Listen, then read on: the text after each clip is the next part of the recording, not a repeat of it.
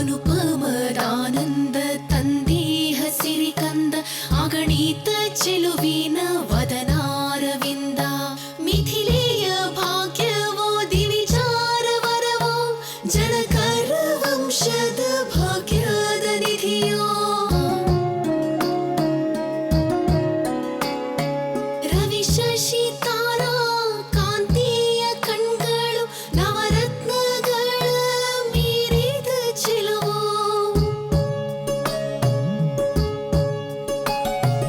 ಅಷ್ಟಲಕ್ಷ್ಮಿಗಳ ಸಕಲ ಸಂಪದವು ಭುವಿಯಲ್ಲಿ ಸಿಕ್ಕಿತು ಅಪರೂಪದ ಮುತ್ತು ಅನುಪಮದಾನಂದ ತಂದೇಹ ಸಿರಿಕಂದ ಅಗಣಿತ ಚೆಲುವಿನ ವದನಾರವಿಂದ ಅಗಣಿತ ಚೆಲುವಿನ ವದನಾರವಿಂದ ಅಗಣಿತ ಚೆಲುವಿನ ವದನಾರವಿಂದ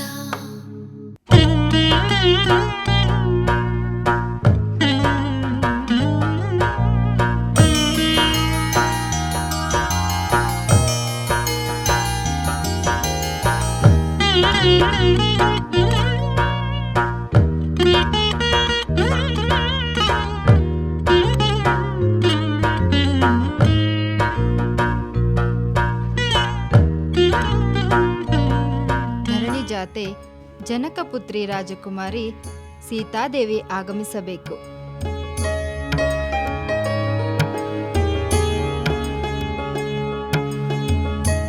ಜನಕ ಮಹಾಪ್ರಭು ಪುತ್ರಿ ಊರ್ಮಿಳಾದೇವಿ ದಯಮಾಡಿಸಬೇಕು.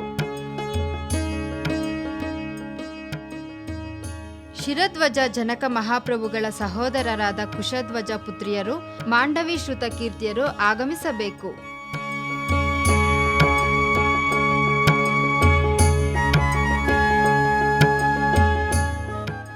ರಾಜಕುಮಾರಿಯರೇ, ಈಗ ನೀವು ನಿಮ್ಮ ಬಳಿ ಇರುವ ಹೂಗಳಿಂದ ಮಾಲೆಯನ್ನು ಕಟ್ಟಿ ಅಲ್ಲಿರುವ ದೇವಿಯ ಶಿಲಾ ವಿಗ್ರಹಕ್ಕೆ ಹಾರ ಹಾಕಬೇಕು. ಎಲ್ಲರಿಗಿಂತ ಕೊನೆಯಲ್ಲಿ ಹಾಕಿದವರು ಕಣ್ಣಾಮುಚ್ಚಾಲೆ ಆಟದಲ್ಲಿ ಅವಿತುಕೊಂಡವರನ್ನು ಹುಡುಕಬೇಕು. ಈಗ ಈ ಮಾಲೆ ಕಟ್ಟಿ ದೇವಿಗೆ ಹಾರ ಹಾಕುವ ಕಾರ್ಯವನ್ನು ಮುಂದುವರಿಸಿ.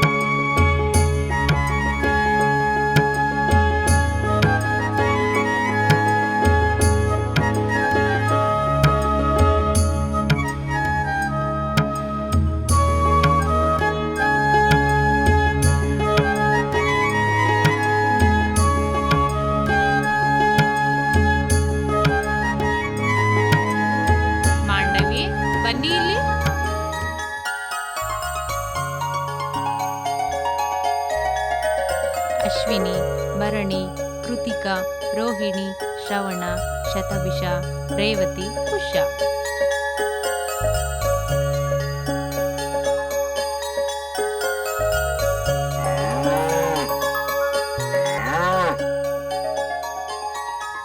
ಸಹೋದರಿ, ಅಲ್ಲಿ ಕಾಡಿದೆ, ಅಲ್ಲಿ ಏಕೆ ಹೋಗುತ್ತಿರುವೆ? ಬರುವೊಂದು ಅಪಾಯದಿಂದ ಕೂಗುತ್ತಿದೆ.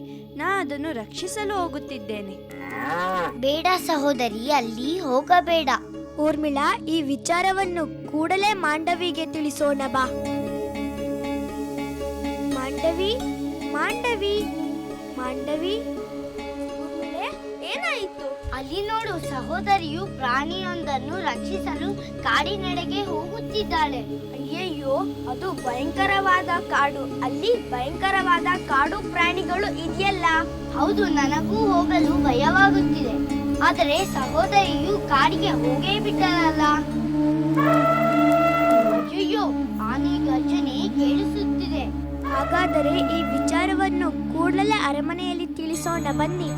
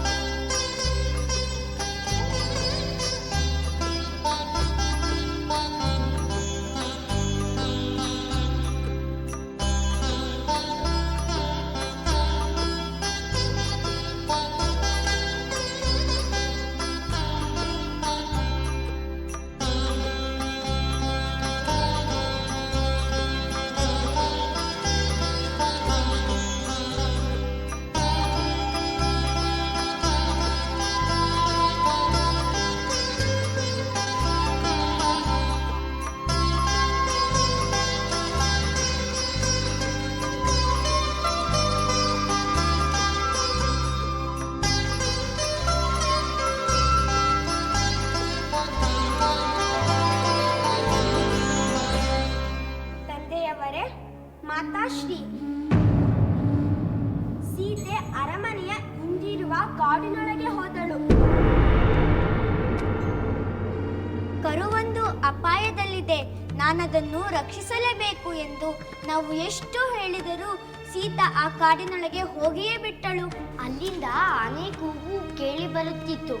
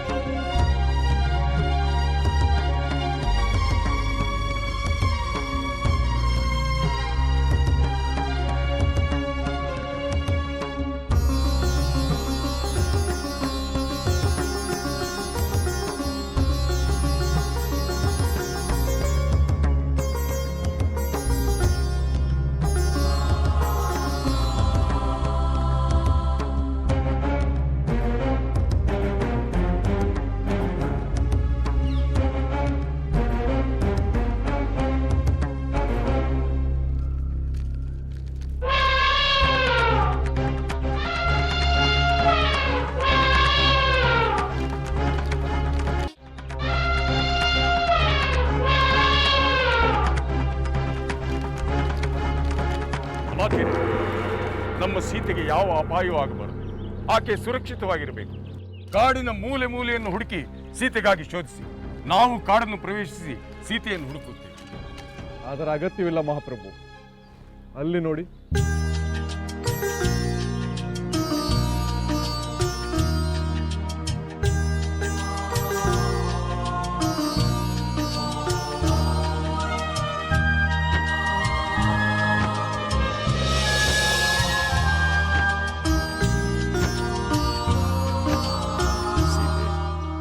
ನೀನೇಕಮ್ಮ ಕಾಡಿನೊಳಗೆ ಹೋಗಿದ್ದೆ?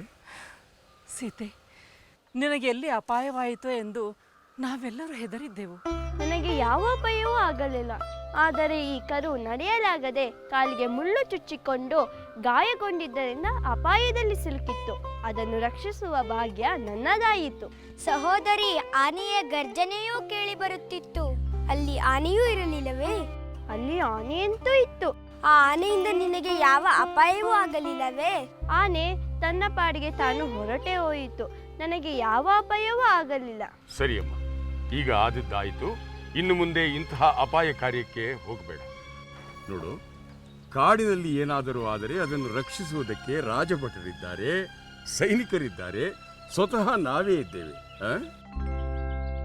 ನಮಗೆ ವಿಷಯ ತಿಳಿಸಿದರೆ ನಾವು ರಕ್ಷಣಾ ಕಾರ್ಯ ಮಾಡುತ್ತೇವೆ.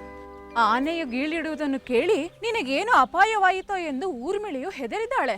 ಹೌದೇ? ಹಾಗಾದರೆ ನಾನು ಈ ಕೂಡಲೇ ಊರ್ಮಿಳೆಯ ಬಳಿ ಹೋಗಬೇಕು. ಅವಳನ್ನು ಉಪಚರಿಸಬೇಕು.